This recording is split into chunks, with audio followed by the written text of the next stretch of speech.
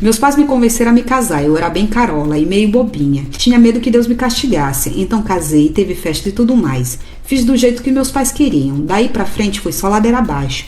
Quando eu ainda estava distribuindo os convites do casório, ele me bateu pela primeira vez. E eu, besta, fiquei calada e não contei pra ninguém. Eu tinha 14 anos, tenho pra mim que a minha mãe queria me despachar mais cedo. O meu ex-marido tinha 39 anos. Sei que é um absurdo, mas na época eu não entendia o que era a vida. Ele era ciumento e eu achava que era cuidado.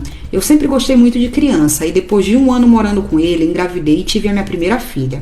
Morávamos na roça e quando os cachorros latiam à noite, ele dizia que era algum macho me procurando. Eu levava na brincadeira e dizia, então chama esse macho que eu quero dormir. Os anos se passaram e tive mais 2 filhos com ele, mas o ciúme só aumentava. Todo homem que tinha por lá, ele achava que estava me cantando ou me pegando. O sobrinho dele se mudou para perto de onde morávamos, pouco mais velho do que eu, educado, gentil, na minha opinião, muito lindo também. Me tratava tão bem, eu até achava que não existia homem bom nesse mundo. Até então era só isso, éramos educados um com o outro. Durante 2 anos que esse tal morou lá, a minha vida virou um verdadeiro inferno. Todo dia o meu marido queria brigar por causa do sobrinho, achava que tínhamos um caso. E eu pé da vida, pois não tinha nada com o menino. Ele fazia questão de levar os amigos e os sobrinhos para nossa casa e ficava observando se algum deles ia me olhar ou coisa do tipo. Um belo dia a casa estava cheia e todos estavam na cozinha. Saí da cozinha para a sala e chamei a minha filha, que na época tinha 9 anos. Então ele foi atrás, me bateu e disse que eu tinha ido me esfregar no tal sobrinho, que estava na cozinha junto com os outros. Minha sobrinha, que também estava lá, foi atrás e viu que ele tinha me machucado no pescoço. Disse que ia contar para minha família se eu não contasse. Contei e no dia seguinte foi um bafafá danado. Fiquei por lá mais 1 semana. Nesse período ele fazia chantagem, pois sabia que eu não iria abrir mão dos meus filhos. Dizia que eu só servia para fazer serviço da roça e que se eu me mudasse para a cidade eu ia ser quenga, que eu não ia ganhar dinheiro porque eu não gostava de dar. Era muita pressão psicológica. Depois de 1 semana, fui embora para a cidade onde vivia minha família. No início, achei que não ia conseguir cuidar dos meus filhos, mas tive apoio de 2 cunhadas e de um irmão. Era muito difícil trabalhar e cuidar dos meninos, etc. Assim que cheguei na cidade, liguei pro tal sobrinho. Perguntei se ele estava sabendo que eu tinha apanhado por causa dele. Ele ficou surpreso e disse que não sabia de nada.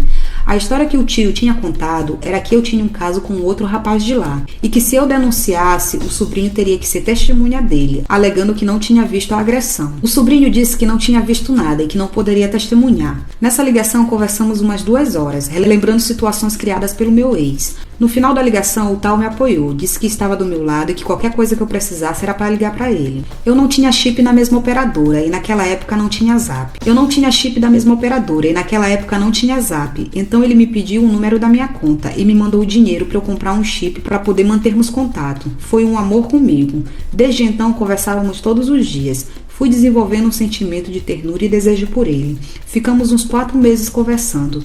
As conversas ficavam cada vez mais picantes, era um fogo danado. O sobrinho foi embora da roça depois do que aconteceu comigo, já que o nome dele foi envolvido sem ele ter culpa. Ele mora numa cidade a 250 quilômetros longe de onde eu estou. Sempre falávamos que um dia íamos furunfar, só pra ver como é que era, já que o caso foi esparramado mesmo sem termos nada. Um belo de um sábado eu no trabalho e chega uma mensagem dele. Oi, tô saindo daqui agora, é hoje que a gente mata essa curiosidade. Eu já tava me tremendo toda. Nesse tempo que conversávamos eu já tinha uns gadinhos, sabe? Tinha uns 4, já que eu estava solteira. Enquanto ele estava vindo eu estava em casa desesperada, pois minha cunhada que cuidava dos meus filhos pra eu sair ia chegar por volta das 11 da noite. Nesse intervalo eu recebi uma ligação de outro contatinho querendo ir pra minha casa.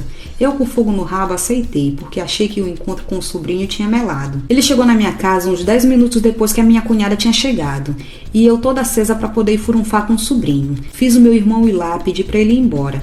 Depois de uns 15 minutos, quando eu saio porta fora com o rabo pegando fogo para encontrar o sobrinho, o contatinho estava lá fora me esperando. Eu falei para ele que não ia sair com ele. Nisso ele ficou bravo. Aí veio a ideia de rapariga. Liguei para um terceiro contatinho. Esse era mototaxista. O amigo dele atendeu e disse que ele estava de folga. Agradeci e disse que ia ligar para pedir outro motoboy. Assim que desliguei o telefone, esse terceiro contatinho me liga desesperado. Perguntou o que eu queria e eu disse que queria que ele me levasse em um hotel.